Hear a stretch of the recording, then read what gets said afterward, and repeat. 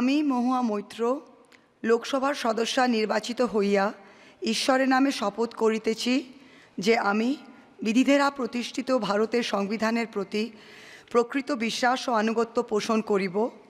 আমি ভারতের সার্বভৌমত্ব ও সংহতি রক্ষা করিয়া চলিব এবং যে কর্তব্যভার আমি গ্রহণ করিতে চলিয়াছি তাহা আমি বিশ্বস্তভাবে নির্বাহ করিব। জয় হিন্দ, জয় সংবিধান, জয় বাংলা।